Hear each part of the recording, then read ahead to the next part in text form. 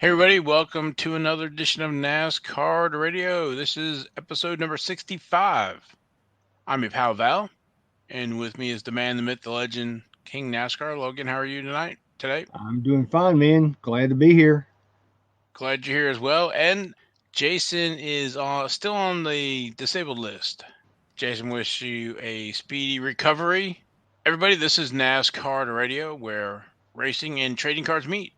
Got a great show for you today. We're going to recap Talladega, and there's a lot to unpack with Talladega.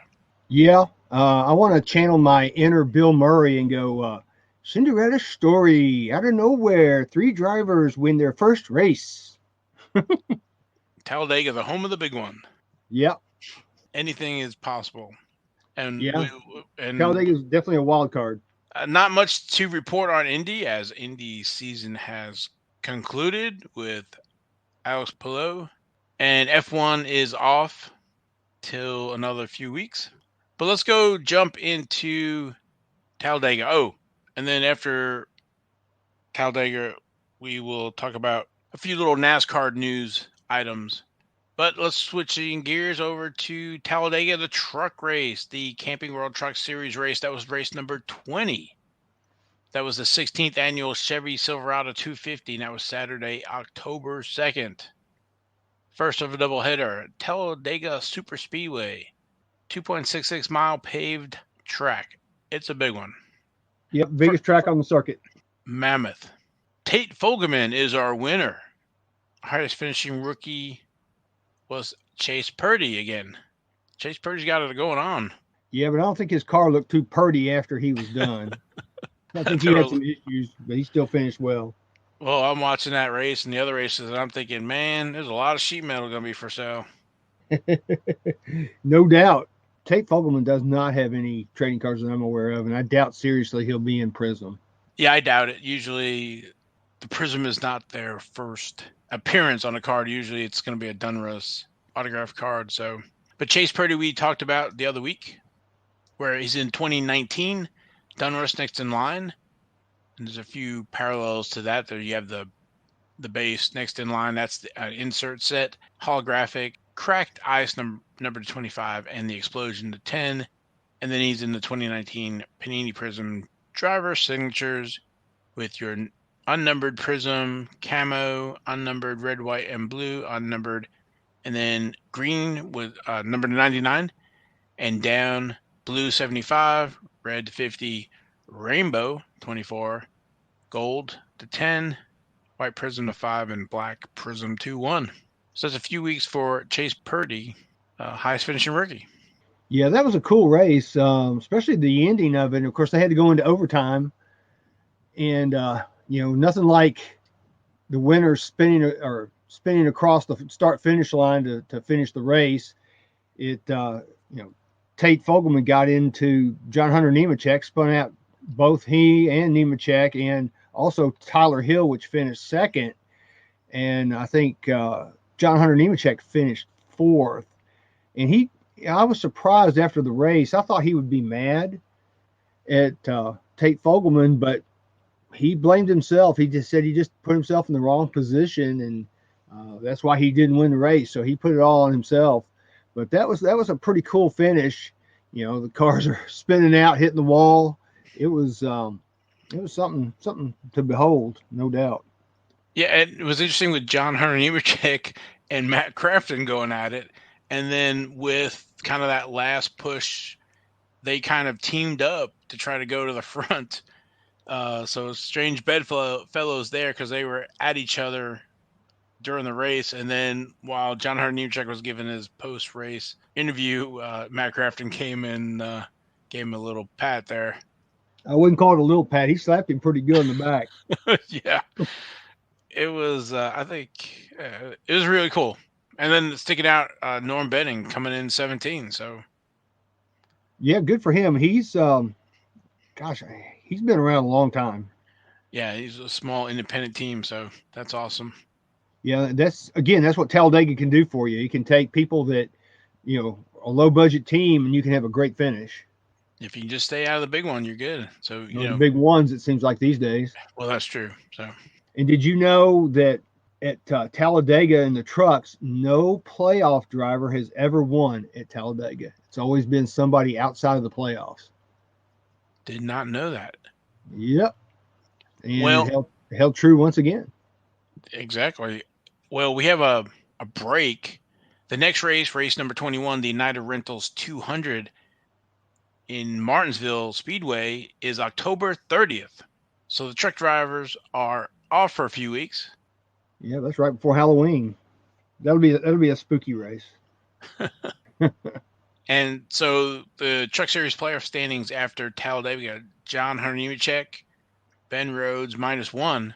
I didn't realize Ben Rhodes has been doing that well, so that's awesome for him. I know he's been around for a few years, and he's right there. Matt Crafton -26, Sheldon Creed -31, and then Yeah, for somebody who started out like a house on fire, he has had a lot of trouble here in these last few races. yeah, luckily he had those few good ones right there off the bat, but yeah, luckily he had that lead. And he's on that last line. Stuart Friesen is below the cut line with -36. Sheldon Creed is -31. And then Chandler Smith -65. So it's probably going to be between Sheldon Creed and Stuart Friesen right there to try to make that final four. Yeah, I mean, the other guys, Chandler Smith, Hokovar, and Zane Smith, they're out of it. I mean, they have to win. I mean, that's the only way they're going to make it now. And that's the other thing. If one of those guys wins, that bumps Sheldon Creed out. So he better hope that none of those guys win. Yeah, that's right. Any of those drivers are in play until the final cutoff. So yeah, just because you're below the line doesn't mean you can't get a win, and you're in. So that's what makes it pretty exciting. So yes, you're right. I totally forgot about that. Yeah, so as they say, I think it was Yogi Berra, it ain't over till it's over. Yeah. And then moving over to the Xfinity Series, race number 28. That was the second annual Sparks 300 at Talladega. Saturday, October 2nd, the second part of the doubleheader at Talladega Superspeedway. And our winner was Brandon Brown. And our highest finishing rookie was Josh Berry. Yeah, Josh Berry did good again. I'm proud of him. He's subbing for Michael Annett. He's in number one car. Mm-hmm. And then Brandon Brown. I was super excited to see him win. You might remember him. He had that little viral video on Twitter, the used car salesman selling space on his car for advertising. So it was awesome to see him go to victory lane. Yeah, it was great to see him go to victory lane. I was proud of him. They had to call that race because of darkness. I think they had about like 7 laps to go or something. No, what? It was 6 or 7. You're right. Yeah, and they had to call that one because of darkness, because they kept having. I think they had 2 red flags, and several big ones. At one point, I think it was with like 25 to go. Oh no, it was the very first caution. Excuse me, the very first caution with Allmendinger and Sam Mayer. They hit the wall so hard that they dislodged, or whatever you want to call it, messed up the safer barrier, and they had to get out there and repair that. So of course that took some time. Yeah, and they were on the broadcast showing the camera, and even though it looked like it was light, they were trying to say that it was still it was getting dark, basically.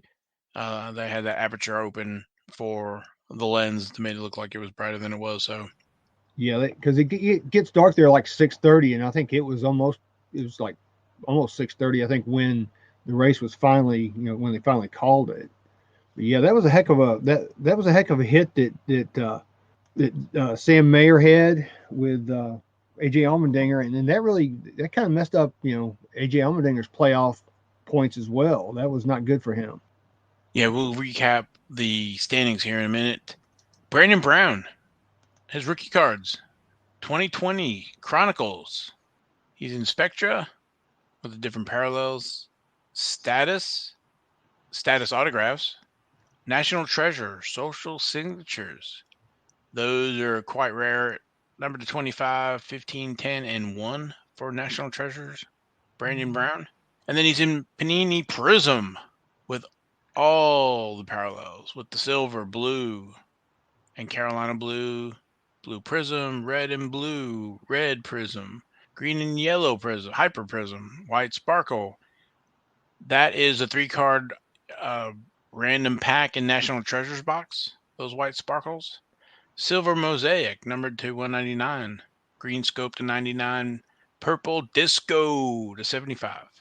Pink prism to 50. Carolina blue cracked ice, 25. Rainbow prism to 24. Gold prism to 10. White prism to 5. Gold vinyl to 1. Black finite prism to 1.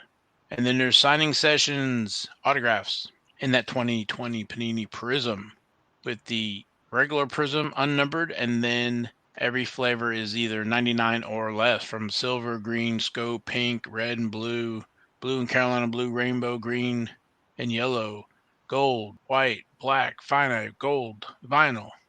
Yeah, he's got a lot of cards. Especially in that Prism, that's a massive rainbow there to work on that one. But gosh, yeah. But that's what makes it fun. Yeah, especially if you're chasing one particular driver, that really does make it fun. Yeah, and Brandon Brown, like I said, he has a lot of personality, especially with that viral video and stuff. So that's super cool. He was able to make that happen. I think they mentioned that video helped him get some more sponsorship, and then that helped, the team with parts and everything else, and then also with more sponsorship. So this is definitely going to help him continuing that momentum. So yeah, for sure. Did you happen to see that wreck with 25 to go where Noah Gragson hit the wall like almost head on? I mean, that was a hard hit. That was kind of reminiscent of me seeing Dale Earnhardt Sr. hit the wall. That was a hard hit, but he was fine. But that was a tough wreck with him. I thought the same thing. And when I saw that hit, I thought the same thing, because he kind of went up at an angle, and then that front of that car ran across along the barrier. So yeah, well, that just goes to show you how, I mean, there's no car, of course, that's 100% safe, but NASCAR has made such great strides over the last 20 years in safety that, these guys, they just walk out of these big wrecks like that because, maybe 20 years ago, that could have been a fatal car crash, because that was a scary hit. I didn't like seeing that. I mean, I know a lot of people go to Talladega just to see the wrecks, but man, wrecks like that, I just do not like. Well, I can't remember if it was that one or if there was another one where they had hit. They were resting in the infield between pit road and the track, and I was waiting for the window net to go down, and it seemed like forever before it went down. And so I was like, uh-oh, is he all right? But eventually they cut away and then came back, and that window net was down. So yeah, I think that was Noah Gragson, I think, that you're talking about. Okay. He was the one that took the really big hit. Yeah. But yeah, I did see that one. And then Josh Berry, we talked about him last week. We won't go super detailed with him, but again, 2013 total memorabilia from Press Pass. There's only a few parallels for that. The card number 44, the red, gold, and black. Gold and black are serial numbered. And then the Rising Star autographs, silver, gold, blue, and melding, numbered to 125 or lower. And then he has cards this year in 2021 Chronicles. Yep, and a full-time ride next year. So things are looking up for him.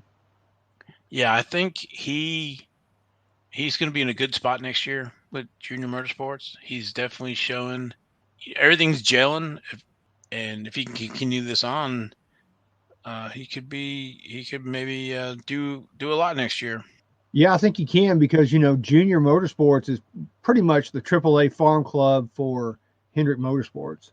So they're going to have good equipment. Yeah, I mean, Allgaier and the rest of them are doing well, and I was just thinking long term on the Josh Berry cards, they could have some legs. So if you see them at the show for a cheap price, or somebody doesn't know, they're not up on him, pick them up. Yeah, for sure. Kind of like Kyle Larson was back in the day, because I remember going to the National when he was a rookie, and I was able to get some Kyle Larson autograph cards like real cheap. And Yeah, I was buying those up all day. Yeah. Oh, yeah. Yeah, I think Josh Berry could be like that as well. To your point, in a few years we'll see how it goes. But Austin Cindric's moving up, Harrison Burton's moving up, so you have some of that talent leaving to go to the higher levels. So, not that saying Xfinity is going to have less talent, whatever. But if Josh Berry's what I think he is next year, he could be running for a championship. So, this year him and Ty Gibbs, they didn't run a full schedule, so they're not eligible for the playoffs. So just imagine if Josh Berry had a full ride this year, right? Yeah, no doubt. And uh, I fully expect him to be in the playoffs next year for sure. And, I don't know what Ty freaking Gibbs' plans are for next year, but I would like to think that he's going to be full-time Xfinity next year. I haven't heard anything. Have you heard anything? I have not, but I am assuming he will be full-time next year. So there's another playoff contender I think that you're going to be looking at as well. So next year looks to be, from what I'm seeing right now, looks to be an exciting year in Xfinity. So I can't wait for that. Let's switch gears over to the Cup race. Oh, and nothing happened in that. Nothing happened in that race. Well, let me finish up Xfinity. I get so excited. The next race number 29, Drive for the Cure 250. That's at the Charlotte Motor Speedway. That's the Roval, Saturday, October 9th, 3:30. Stages are 20, 27 laps for 152 miles. And our playoff standings after Talladega: Austin Cindric, followed by Justin Allgaier, Daniel Hemrick, AJ Allmendinger, Justin Haley, Brandon Jones, Noah Graskin, Harrison Burton, and then outside looking in, Jeb Burton, -8, Mike Snyder, -24, Riley Herbst, -32, and Jeremy Clements, -48. So Harrison Burton is +8, Jeb Burton is -8. Yeah, and again, Harrison Burton and Noah Gragson have both had a lot of issues as of late. So that's kind of what's put them where they are right now. Because Gregson's won a few races this year, but looking at the points, I mean, he could easily be out after the Roval. Yep, still up in the air if Mike Snyder or Riley Herbst or somebody can get a win, or somebody has a bad day. Brandon Jones +21, Noah Graskin +18. Those guys, I really don't see any of those guys winning at the Roval. I just don't see it. I mean, I'm thinking, you're going to see somebody like AJ Allmendinger or Austin Cindric probably be up front and take that race. That would be, my guess. I'd have to go back and look at my predictions, but I think I've got one of those guys winning that race. I think it's Allmendinger, if I remember correctly. I can see that.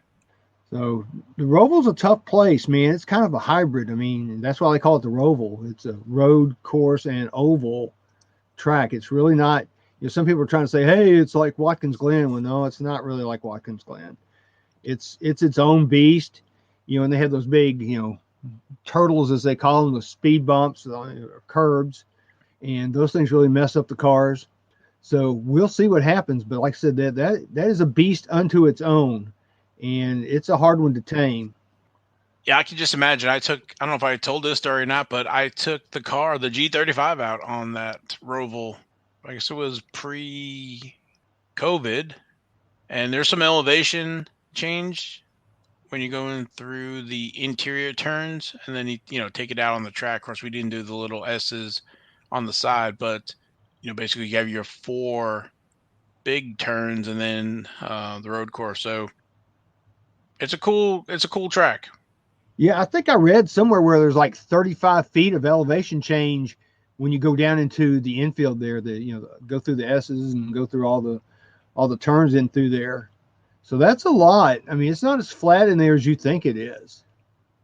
Yeah, I remember when you come through, when you make that first turn and go around, I think it's the first few turns, and then after that, it starts elevating up around the back, and then come down to turn 1, big turn 1. So yeah, it was a lot of fun getting taken up to about 80 miles an hour in the G35.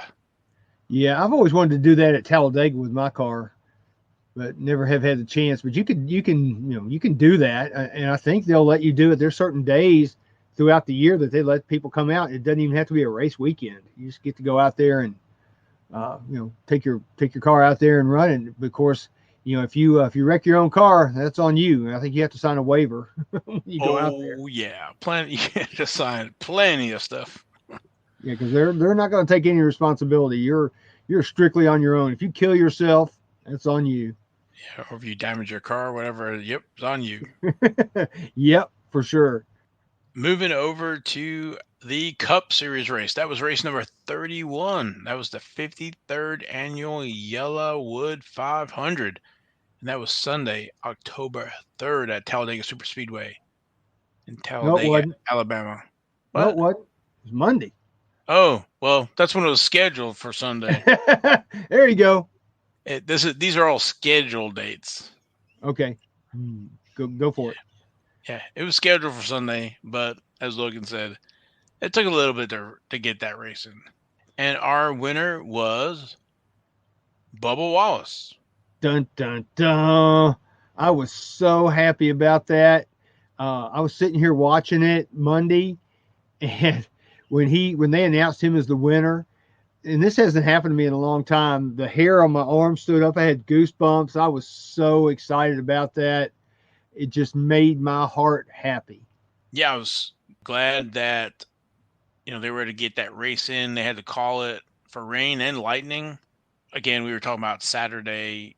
They were starting, not Saturday, Sunday, and you can see when they were taking the cars out, it was sprinkling and water on the cars and bringing them in, and then Monday trying to fit in the window, and they had called it, or they were had brought everybody in red flag for red flag in for the rain.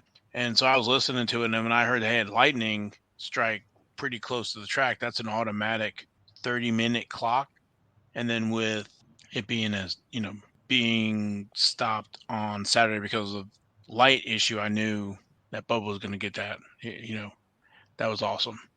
Yeah, they said it takes like about 2.5 and maybe up to 3 hours to get the track back after a big rainstorm.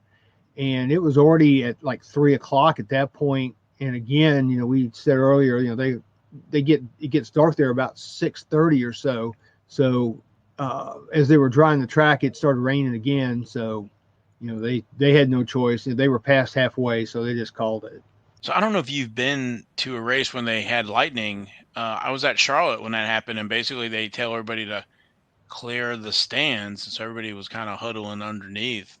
So, it wasn't like lightning and everybody could, still sit in their seats. Everybody had to kind of run or get some cover in there. Well, I have been in that situation. Back in I forget. It was the late 80s in Atlanta at a race, and it did that. This is how times have changed. They didn't say anything. They didn't make you get under the stands. They didn't make you, clear your seats or nothing like that. I mean, you got to think people were still smoking in airplanes back then. So, times have really changed. They, it's like, so what? It's lightning out here. I know they care, but they just didn't make anybody do anything. You were kind of on your own. If you wanted to seek shelter, you could, but it was like, okay, whatever. Well, back then seatbelts were optional too in cars. Oh yeah, that's right. Bubba Wallace first win. So that was the record-setting weekend where we had a first-time winner on each of the series at the same track. Yeah, in all 3 National Touring Series, this was the first time that's ever happened, where 3 first-time winners at the same track on the same weekend. So that was a record. And also, did you know that Bubba Wallace is in the Cup Series is the first non-playoff driver to win a race? All the races before that have been won by a playoff driver. I did not know that. Whatever you want to call it. Yeah, gotcha. Oh, that's awesome. So that's also another fact, another piece of trivia. I was real proud of him. I was very, very happy to see that. I was happy to see that for the 2311 team. You know, of course, Michael Jordan wasn't there, but it would have been cool if he had been there and they could have got his reaction. I haven't heard really anything about or from him on what his thoughts were, because I know when they first started the 2311 team, you know, they were asking like, what are the goals? And Michael Jordan's like, oh, we're going to win. And Denny Hamlin's like having to throttle it back. No, we're going to build the team and try to get some top 10s and maybe some top 5s, you know. Let's just kind of, you know, let's just pull the reins back just a little bit. But they won. So Michael Jordan's got to be ecstatic. You know, maybe now he'll come to all the races. Maybe so. Because you never know. Highest finishing rookie, Anthony Alfredo. He edges out Chase Briscoe. Bubba Wallace, Darrell Wallace cards, rookie cards, first cards. 2012 Press Pass Fanfare. He's in that Young Guns section of the set. Has card number 79. Hollow foil die cut and a blue foil die cut. There's a silver, number to 25, a sapphire, number to 20, a diamond, number to 5. And then there's the Young Gun autographs. There's a silver 399, gold 150, red to 75, and blue 210. He's listed as Darrell Wallace Jr. on trading card database for the 2012. Yeah, he was known as Bubba back then, but they still were, you know, on the cards, they were just still calling him Darrell Wallace Jr. And then he has other cards, and I know there's, I guess, debate or whatever about some of his cards, or because it has the rookie on it or not, with the 2016 Prism and 2018. But in 2014, I just did a little quick count. In 2014 Press Pass, he has 11 cards. 2015, 21 cards. 2016 Panini, 100 cards. 2017 Panini, 80 cards. And then 2018 Panini, 315 cards. Ooh. Yeah. But it all started in 2012. Yeah, and you know, I was looking at the PSA Pop Report for the 2012 Press Pass Fanfare, and it only shows that there's one graded card, and it's not even his just regular base rookie card. It's a blue foil die cut card, PSA 9. There are no base rookies graded at this time. Now, I will say that I do have one in PSA right now, so hopefully I'm hoping to get it back by the end of the year. We'll see how that goes. I can't remember if I have any graded or any PSA DNA authenticated. I know I have cards signed, those 2012, because he was early on, I guess in 2013 or 2014 in Charlotte. They have the Charlotte Checkers, and they have NasCar night, and they'll have the drivers come one particular night to sign, and I took my daughter with me, and I can't remember who else was there. Maybe it was Johanna Long was there as well, maybe. And then Darrell Wallace Jr., and he actually had like signed the back, but I had, you know, powdered the front, so I had him sign on the front as well. So I got one that's dual signed on front and back. He probably didn't know a whole lot about how to sign the things back then. No, and then I think I had another one or two, and I had him sign as well. So I know I have those signed, and then he came to the Hall of Fame. Brian Blaney, I don't know, something was going on. They had back then when they had the Cup Chase drivers come, they did, I guess, that 6 o'clock race hub or whatever it was, and so he was walking around and got him to sign one of those blue die cut 2012. So. But yeah, super excited for him to win. You know, we've been watching him for a while now. So, and I think he's only going to get better now with Kurt Busch going to the team, because that 23XI got another charter. So they're going to be running 2 teams next year. Yeah, and that's a big confidence builder for him. I mean, anytime that you win, I mean, now you know you can do it. So, you know, he's not going to be afraid to go out there, I don't think, now and mix it up even more with these front runners. So I'm expecting some great things from him. I mean, I'm not expecting him to go out and win another race, you know, just here in the next few weeks or anything like that. But, you know, I'm hoping to see him in the top 10, maybe top 5. I think that would be great to see. because he was running well all day on Monday. He was up front. This isn't like it's a fluke and everybody else pitted and he stayed out. I mean, he was out there running hard, staying up there with the rest of them. And, to me, a win is a win, no matter however you get it. And, he was in the right place at the right time, and he won the race. And, kudos to him. Yeah, I think there are some people, I don't know what's the right word for it about him winning in that way, but, every driver had the same opportunity that he did, either come in or pit or whatever it was, the strategies. You knew the rain was coming. I mean, drivers do it all the time. So, they were going over the fact that, Richard Petty had like 5 rain wins and Darrell Waltrip had some, and it's a win is a win. Everybody had the same opportunity. It wasn't like, he did anything different than anybody else. He just was better. Yeah. I was listening to NasCard Radio today, and they were actually talking about that some of the drivers didn't know it was getting ready to rain, and they weren't even notified by their team. And then some of them said they were even blaming their spotters for not telling them. Well, to me, that's just crazy, because the spotters are up there. They're just as busy as the drivers, watching what's going on. They're not, turning away, because you can't turn away and looking at the sky and things like that. If you ask me, that's a car chief or a crew chief call to say, hey, it's getting ready to rain, you guys. You need to step it up. And so I thought that, them blaming the spotters was just absolutely ridiculous. Well, any of those teams that need an extra spotter to watch the weather, they can call us. I'll be glad to do it. If they need a weather guy, I'm better than our weather guys here in Memphis, because our weather guys here in Memphis are terrible. I won't let it rain, or not let it rain, but I will make sure I let everybody know that it's going to rain or whatever. So, well, dude, I was watching the radar here at the house, and, I could tell, because you can zoom right in on it, and you can actually see the track even on the Weather Channel app. And I saw that coming, man. I said, it's right on them. This is going to happen anytime. And they were playing some of the chatter between the spotters and the crew chiefs and the drivers, and there were several of them saying, "Hey, rain's coming. It's going to be here any second."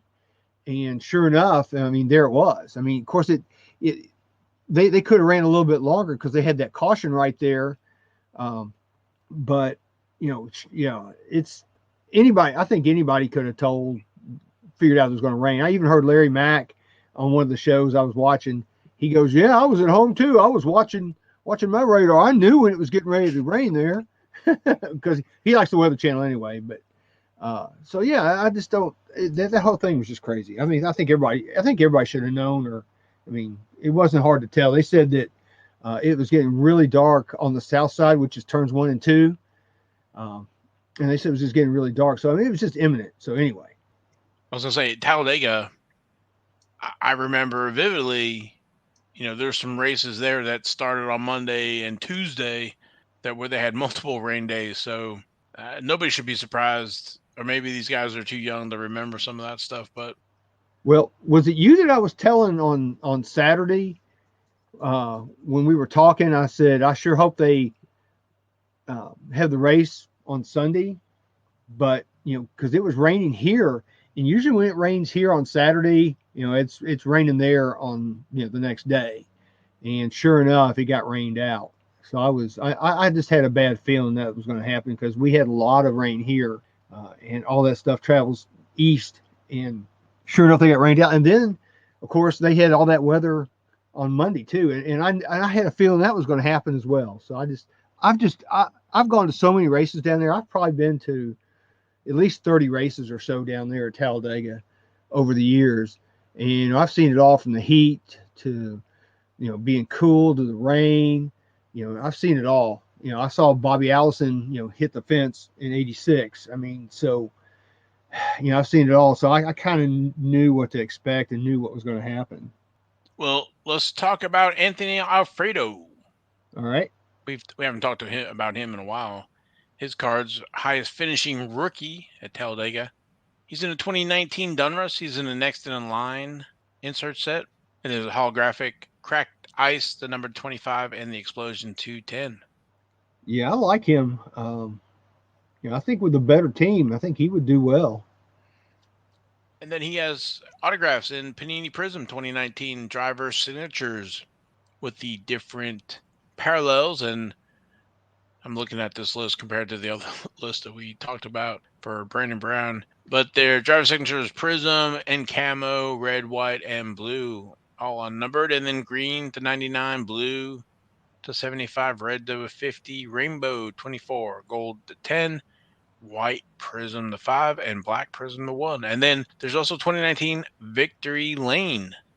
That's pedal to the metal subset or parallels. I guess not a parallel set. It's a different set inside of Victory Lane. It's pedal to metal number 3, and there's a gold version of 25, green to 5, red to 3, and black to 1. So those parallels are pretty low numbered in pedal to the metal. Mm-hmm. I think he would be a good pickup for people, because I've picked up a few of his cards. In fact, I think I have one of his autograph cards on ComC right now that, I'm waiting to ship home. Nice. The next race, Charlotte Motor Speedway, the Bank of America Roval 400. That is Sunday, October 10th, 2 p.m. Stages are 25, 50, 109 laps for 252.880 miles. And the playoff standings after Talladega, because that was all messed up for everybody. Denny Hamlin is currently in first, followed by Kyle Larson, Joey Logano, Brad Keselowski, plus 20, Martin Truex, plus 20, Ryan Blaney, plus 15, Chase Elliott, plus 9, Kyle Busch, plus 9. Outside looking in, Kevin Harvick, minus 9, Christopher Bell, minus 28, William Byron, minus 44, and Alex Bowman, minus 52.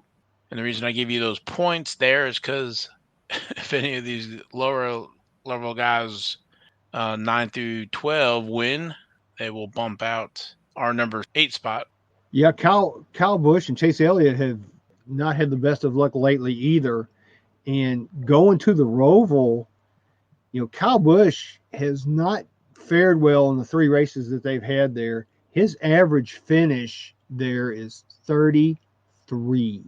That's bad, especially for him. Yeah, 4 of these drivers are going to be eliminated from the playoffs.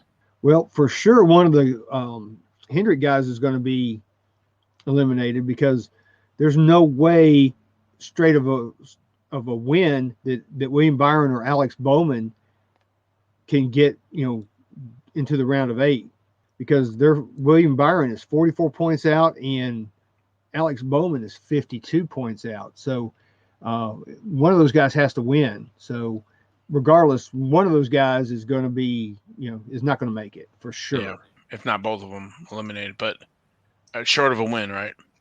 Well, Alex Bowman does very well there in 3 races there. His average finish is 4.7. Nice. So he has a chance. Looking forward to Sunday. So who knows what's going to happen. Kyle Busch has got to be – those guys have got to be on their game. Let's hope there's no weather, because they'll run if there's weather. They'll whip out those rain tires from Goodyear, and they'll keep on trucking. Yeah, can't wait for the Roval Sunday. Yeah, it's going to be a good race. It's going to be exciting. I just hope Kyle Busch makes it. I kind of hope Chase Elliott makes it as well. I'm good with the way it is right now, because Harvick just hasn't shown me much this year. He's had a few shining moments, but most of the year has just not been good for him. Yeah, I'm sure they're going to want to forget. Yeah, they're going to want to forget this year. A lot of us are going to want to forget 2020 and 2021. Yeah.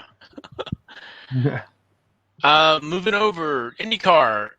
We talked about it last week that their season wrapped up, and the 2021 champ is Alex Palou. Ran 16 races this season. And then over at F1, they were off. The next race is October 19th at 9 a.m. It's the Turkish Grand Prix at Istanbul Park. And Lewis Hamilton is leading Max Verstappen by 2 points. Still plenty of races in F1.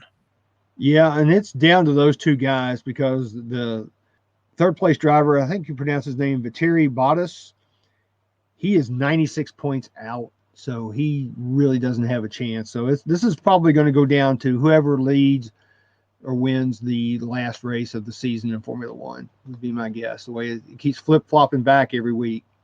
I totally agree with you. The way I've been watching F1 and the way things have been working, it's going to come down to the last race or two. So it's going to be exciting in that too.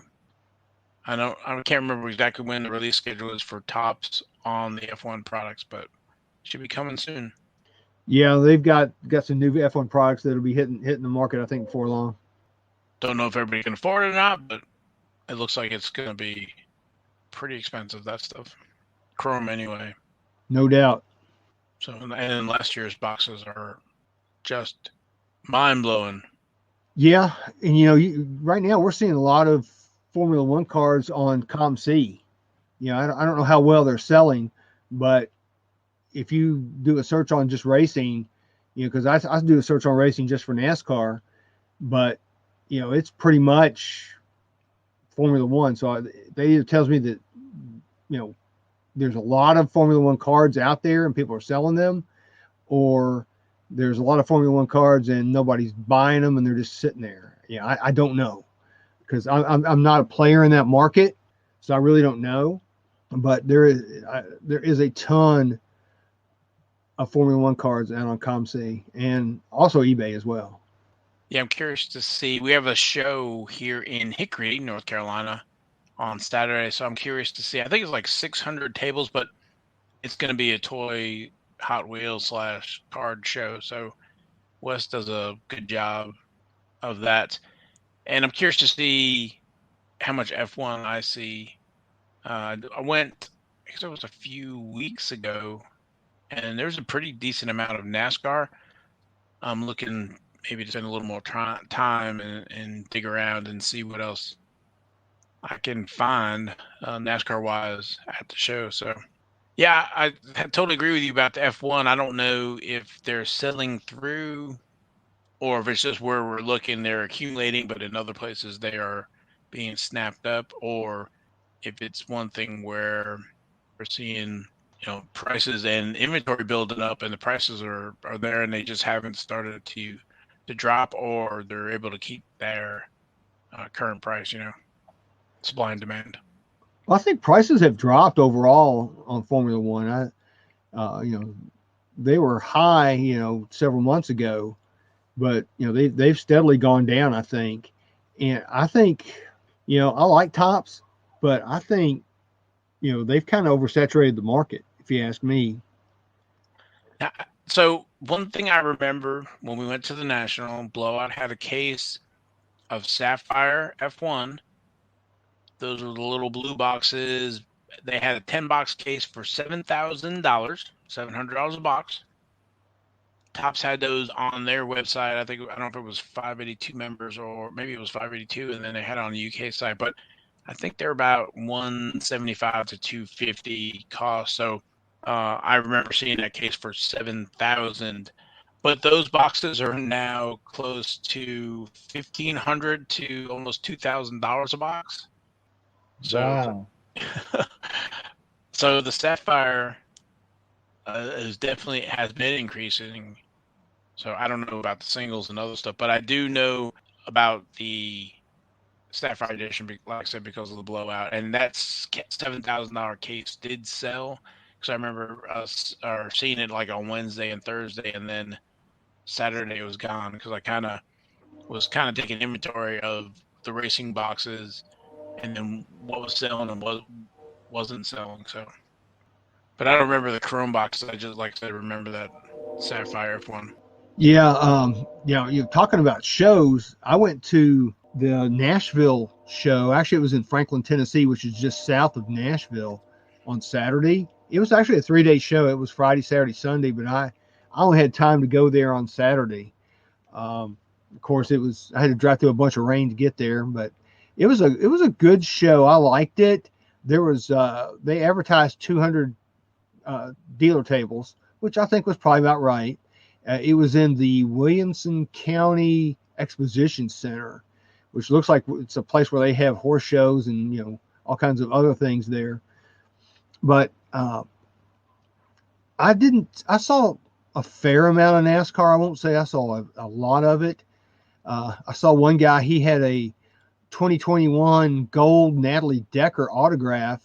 I think it was number 1 of 10. And I asked him how much. I'm thinking, if this thing is, $50 or something, I'll buy it. He goes, that's $2.99. I'm going, well, okay, fine. I'll pass on that, because I had earlier saw a scoreboard Dale Earnhardt Sr. autographed card with a certificate of authenticity from Ken Golden for $150, and he ended up selling it to me. I bought it for $140. So I'm thinking, okay, on one hand, I can buy Dale Earnhardt for $140, or I can buy Natalie Decker for $2.99. I'm buying Dale Earnhardt Sr. It was a no-brainer. Yeah, and I think that scoreboard was from the National. Was it 94 maybe? I think you're right. Yeah, those are pretty cool. I think there's like 5 of them, and he autographed, I think it was like, what, $250 of each of the 5? I believe so. Yeah, Yep. So that's a nice. So if you see that out in the wild, it's numbered to 250, and it's that 94 scoreboard, you have a high probability, I was going to say 100% probability of it being a legit. So at this time, I don't know of any that have been forged or whatever like that. That's a great pickup of a 7-time champion. Yeah, it's a pretty autograph too. I mean, he signed it in a fine point Sharpie, or a Statler pen or something, whatever it was fine point, and it's a beautiful autograph on that card, and it's a beautiful card. I'm going to send that thing to PSA, whenever I get the first chance to do that, and have them grade the card and just authenticate the autograph, because it's a pretty card and a pretty autograph. I was happy for that pickup. And what was crazy about it too is this guy had all these other different cars from all these different sports, and this is the only racing card he had. And I just happened to notice it. It was in the very bottom left corner of his showcase, and it was kind of in the shadows, and I almost didn't see it. And I'm glad that I ran across that and got it. But I guess going back to what I was saying earlier was, there was a fair amount of NASCAR there, because back in the day, 30 years ago, I remember driving to Nashville to find racing collectibles, cards and die-cast and whatever back then, because Nashville was like the NASCAR hub for a long time. They had like a couple of racing collectible stores there. It was awesome to go there, because you could get all these things that you just read about, because again, back then racing cars were still in their infancy, and you just didn't know a lot because there wasn't a lot to know. So Nashville back in the day used to be the hub, but like I said, I saw a fair amount of racing of NASCAR there, but I saw probably, a minuscule of Formula One there. I just didn't see any Formula One at all, and I was amazed at that. There was just, I saw 1 or 2 cars, and that was it. There just wasn't much. A couple Lewis Hamilton cards, but there was a lot more NASCAR there. So just wanted to throw that out there and let people know that here you are, you've got these dealer tables, 200 tables, and there's just a handful of Formula One cards, and these things are supposed to be red hot. I don't know what to make of that. Maybe it's not what these dealers carry. Maybe they're not interested. Maybe they think it's a fluke. I don't know what they're thinking, but it just wasn't there. Gotcha. They probably couldn't get supply, couldn't get inventory. Yeah, maybe. Not at this prices. It's like with me, right? Because I didn't buy at the low price or pre-sale prices, and now it's just you can't touch it. No, you can't. And that show was cool because they had a lot of autograph guests. They had Reggie Jackson and Pete Rose and Wade Boggs, and Jerry Lawler was there, and Ric Flair. There was a lot of signers there. That's some good signers. Yeah, it was cool. And I did not realize that. Yeah, and they had, like I said, and the autographs seemed to be, tickets seemed to be fairly inexpensive. I ran into a friend of the show, Mr. Mint 23, Kirk Keith, and I walked around with him for a while, and I actually helped him stand in line, and he went and got Pete Rose autograph and Reggie Jackson some other autographs because he's a big autograph guy. But while we were talking, I said, hey, are these prices for these autograph tickets comparable or less than what you do at the National? He goes, oh yeah, they're less than what you'd pay at the National. So that's a good thing too. I'm gonna have to keep an eye out for the next Nashville show. I'm gonna have to meet you there. Yeah, it was fun. I enjoyed myself. I got there. I left Memphis about, what time did I leave here? A little after 6 o'clock in the morning, because it's a 3-hour drive, and the show opened up at 9, and I got there a little after 9. I just drove straight through. But then like I said, I ran into a bunch of rain, so it slowed me down. But I got there, and I was texting Kirk, and he was running a little bit behind. He got there a little bit later, but it was fun catching up with him. It was good to see him. I was surprised he didn't go to the Alabama game because he lives in Tuscaloosa, and he's a big Tide fan like we are here at our house. But it was just more important for him, I think, to go get those autographs, and especially get them for reasonable prices. And it was really cool to see him, how he handled and talking to those guys, and how he was able to just, like I said, just talk with them and be friendly with them, and how responsive and how well responsive they were to him. Yeah, he definitely has that niche, and someone I've learned from, because his wheelhouse is signed rookie cards. And so I've taken that to the NASCAR kind of level of getting lots of NASCAR rookies and stuff autographed. I think that's it's a lot of fun, and definitely I think will hold its value over time. Yeah, we've kind of taken his lead on that, because he was doing that when it wasn't quite as cool as it is today to do it. Back years ago, that was kind of, taboo. You don't get rookie cards signed, but now it's become very popular, and it actually enhances the prices of the rookie cards. And both Val and I have taken that to heart, and we've gotten a lot of rookie cards signed by these NASCAR drivers. It's been really fun. Yeah, especially if you not catch them early, but so the rookie guys are super excited to sign. Trying to get Kyle Busch or some of these guys to sign the rookie cards now takes a little bit of doing, but Noah Graskin or Ty or even Haley Deegan, you send them to the shop, and for the most part, they'll sign. So, and then hopefully when things get back to normal, you get to see them in person. So, yeah, let's hope so. I'm hoping for good things at the NASCAR Hall of Fame induction ceremony in January. We'll see what happens. So South Carolina has what is the right word? State fair, I guess it is. And they usually have some signers signing there. So I have to double check. It's at the end of the month. Charlotte Speed Week. This week they'll have some concerts and stuff. Usually have drivers signing, but I checked the event list. I didn't see any drivers signing. So I don't know if that's going on yet or not. Maybe not because of COVID, but I'm hoping, when this passes, maybe some of that stuff will get back to normal. Well, some of the observations that I saw in Nashville with autograph signers, for example, Pete Rose, Kurt went up there and got his autograph, talked to him for a second, and Pete Rose shook his hand. Pete Rose wasn't wearing a mask at all. Reggie Jackson, he was up there talking. Reggie had no mask at all. And he fist bumped Kurt. I mean, so I don't know if these guys have their shots and they feel good about where they're at, or what the deal is, but I didn't see any of those autograph signers wearing masks. They were all they were all, and then they also had, they were getting pictures taken with people off to the side. They had a separate deal where you could go, of course you had to pay for it, but you could get, your picture made with the athlete or whatever. And then I think they also had a deal where you could actually do a pitch and catch thing with Reggie Jackson.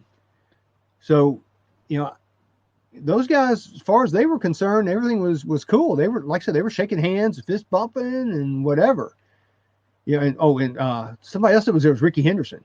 He was there Ricky was talking about Ricky. Wow. That's the whole 1980s flashbacks. Yeah, it was cool. Wade Boggs was really cool. We talked to him. I mean, it was a great thing to have those autograph guys there, because it sure brought in a lot of folks. When Ric Flair entered the room, everybody was going, woo! Woo!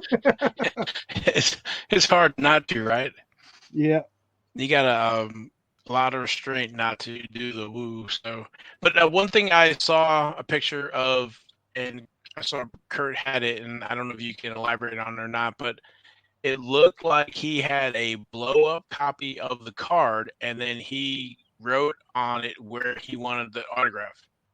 Yes, he did do that. He blew up the cards. Well, he took a scan of the card, blew it up, signed it where he wanted the signers to sign the card, showed that to them, and so they knew what to do. And all those guys were really cool to him. Even Pete Rose. Pete Rose was actually really nice. I mean, I love Pete Rose. He's one of my all-time favorite baseball players. But, it was funny because we were sitting there in line, and he's got his handler there next to him. And he starts yelling at her saying, "Don't you tell me how to sign stuff. I'll sign it the way I want to. You just take the tickets." He was getting mad at her. But I thought that was pretty clever of Kurt to do that. That way he gets the autograph where he wants it to be. And I saw he had that pen too. Yeah, he has his pens ready. I mean, literally, he's sitting there. He's got a blank piece of paper, and he's got his pens. And he's kind of marking and rolling those pens as he's getting ready to get up there, and then he hands them the pen, so that way it's fresh and it doesn't streak the autograph or do anything crazy with the autograph. Because I mean, I know we've all seen these autographs from these NASCAR guys, especially people like Mark Martin and Tony Stewart, who sign really, really fast, and the markers just streak because they're kind of slightly dried out. So he's well prepared. He's been doing this a long, long time. I learned a lot of tips and tricks from him just from hanging out with him and watching how he does things. That was a great experience for me. And so well done, Kirk. I know you're listening, because you're probably listening to us while you're riding your bike. Hey, you can do it one more mile, Kurt. One more mile. The card values he's dealing with are now, maybe we go, Richard Petty or whatever is more of a high dollar, but Christopher Bell or whatever these other guys are, they're not as much. But still, you want to do that prep work to make sure. Like, I'll bring my own markers, either gold or silver or the black, and then have an idea of what color I want on whatever card, depending on the background. So, it just is not, you show up and hand them the card. After you start doing this for a while, a lot of thought goes into it. What you're going to get signed, where you're going to get it signed, how you're going to get it signed, markers and everything else. So we can probably do a whole show on in-person autographs. Yeah, that's a good idea. Yeah, because there is a lot of prep work that goes into getting cards autographed, and having the cards ready, having everything out. It's in the way you talk to the drivers or the players. I mean, there's a lot that goes into it. It's like what Val just said. You just don't show up with the cards and get them signed. You have to do your homework, and I think we ought to do a show like that, Val. I think we ought to do a show just like that. Yeah, and I think, you can go by the seat of your pants, but I think the more prep work you do, the better autograph, or you'll be more satisfied, I guess, with the autograph, or that you've done everything you could do to get the best autograph you can. Yep, because, the way PSA and other companies grade the autographs, that streakiness affects the quality of the autograph, therefore it affects the grade. So you want to have an autograph that is streak free. So like Val just said, you've got to be ready for it. And if you've been standing in line a long time and the signer's been using that same Sharpie for a long time, there's a good chance that it's already streaking. So that's why it's good to have your own marker and have that ready to go. So I don't know if I've told this story. I was getting an autograph from Jimmy Johnson, and this was at the media day. And he went into, I guess he was getting ready to go into one of the rooms, and I missed him, whatever. So I was waiting for him to come out. Basically, they go into the media room, talk to whoever it is, and then they'll come out. So I had pen ready, card ready to go, and I made a mistake. I left it uncapped, and so the Sharpie dried out. So I got to Jimmy Johnson, gave him the card and the pen. He went to write. Nothing happens.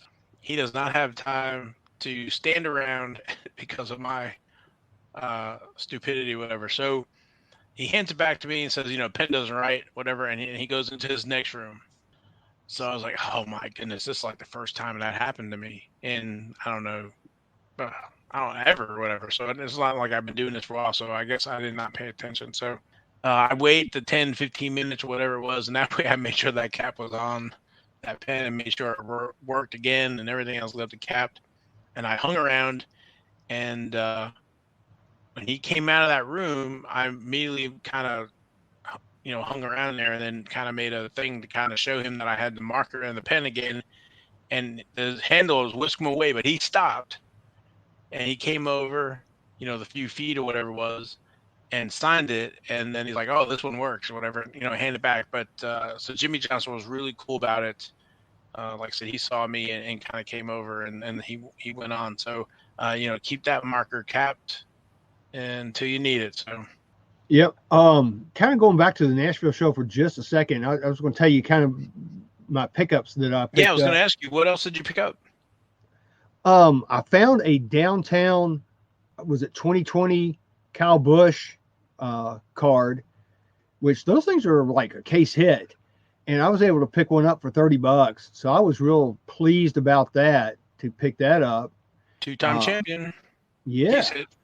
Awesome. And I also found from one other dealer, he had a bunch of racing in his showcase. And I bought from him, I bought a Tony Stewart autograph Panini car. I forget which flavor it was.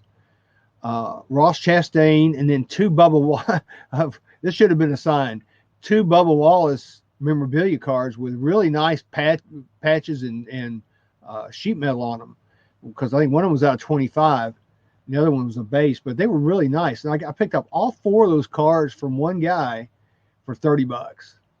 So I mean, wow, the Tony Stewart autograph. Wow. Yeah, Tony Stewart autograph by itself is that much. If you're going to buy one. We know how hard he is to get in person. Or we know how hard he is not to get in person. Yeah. So that's a good pickup. So I guess it was a very successful show then for you. Yeah, with the Earnhardt card, Kyle Busch, and the other cards. And I also picked up some odds and end cards of some stuff for one of my PSA showcases. And so it was fun. They're not racing cards. They're other kinds of cards.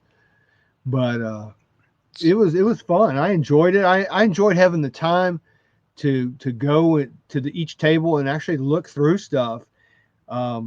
It wasn't like the National. It wasn't I would equate the crowd to being a normal crowd from the good old days. It wasn't. You didn't have a rush of people rushing in, trying to trample other people like a Who concert or anything like that. There was enough people there to where you could actually walk around, look at things, go through, boxes of cards, do whatever you want to do with no problem. I mean, the parking lot, it was a big parking lot, and it was full, don't get me wrong, but it wasn't anything on the caliber of the National. It was a good show from that standpoint for me, because those big crowds and trying to get through the aisles, that makes it hard, and you miss stuff. But I don't think I really missed too much there. Was there a cost for parking, and what was the admission to get in?